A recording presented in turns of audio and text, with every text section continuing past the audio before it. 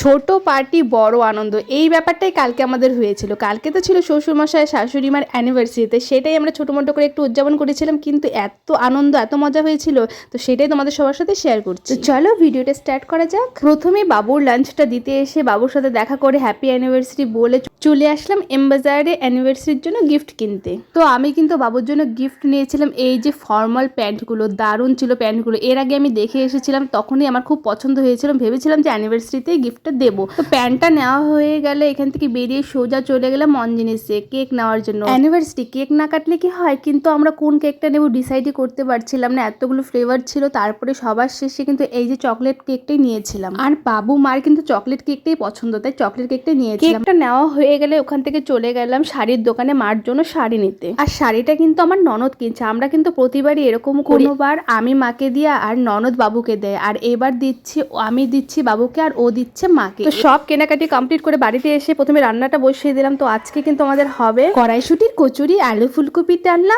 আর হবে সুজির হালুয়া। আর এই সব রান্নাগুলোই কিন্তু বাবু মার ফেভারিট, তার জন্যই কিন্তু আজকে এগুলোই বানাচ্ছি রাত্রেবেলা। আর এই কড়াইশুটি কচুরি বানানোর জন্য কিন্তু আমি সবগুলো ইনগ্রিডিয়েন্টস এক এক করে দিয়ে দিলাম, আর ননদ কিন্তু সুন্দর করে মেখে ডোটা রেডি করে নিল। আর আমি এদিকে আলু ফুলকপির ডালনাটা বসিয়ে দিলাম। আর হ্যাঁ, তোমাদেরকে বলে দিই, এই আলু ফুলকপির ডালনার রেসিপিটা কিন্তু আমার দিদা শাশুড়ির। আর ডালনাটা যে বানিয়েছিলাম না, হেভি টেস্টি হয়েছিল, কিন্তু দিদার মতো কিন্তু হয়নি। দিদার হাতের ডালনাটা আরো টেস্টি, ওটা একবার খেলে কোনোদিনও ভুলবে না। যাই হোক, দিদা তো নেই, আমাদেরকে নিজে বানিয়েই খেতে হবে। তো দেখো এদিকে কিন্তু আমার আলু ফুলকপি ডালনাটা হচ্ছে, আর এদিকে ননদ কিন্তু সুজির হালুয়াটা বসিয়ে দিয়েছে। আর তোমাদেরকে না একটা মজার কথা বলি, আমাদের শ্বশুর শাশুড়ির বিয়েতেও বলে লুচি, পায়েস, ছোলার ডাল এগুলো আইটেমই খাওয়ানো হয়েছিল।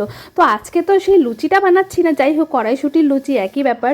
তো এটা দেখে কিন্তু মা বাবুর বলে সেই বিয়ের কথাটা মনে পড়েছে।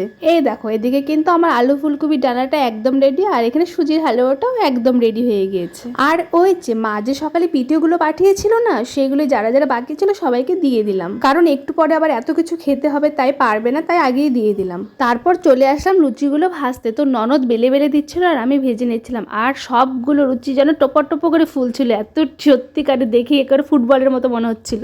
লুচিগুলো ভাজলে মনে করো আমাদের রান্না বান্নাটা কমপ্লিট, কিন্তু ওদিকে আমাদের ডেকোরেশন কিন্তু একদম হয়নি, তাই লুচিগুলো ভাজছি আর ভাবছি কিভাবে কি করা যায়। এদিকে দেখো মা এসে বসে আছে, ভাবলাম যে একটু সারপ্রাইজ দেবো। এমনি দিন কিন্তু মা 10:30টার আগে দোকান থেকে আসে না, কিন্তু দেখো আজকে দরকার, আজকে 9টার দিকে এসে বসে আছে, তাই আর কিভাবে সারপ্রাইজ দেবো।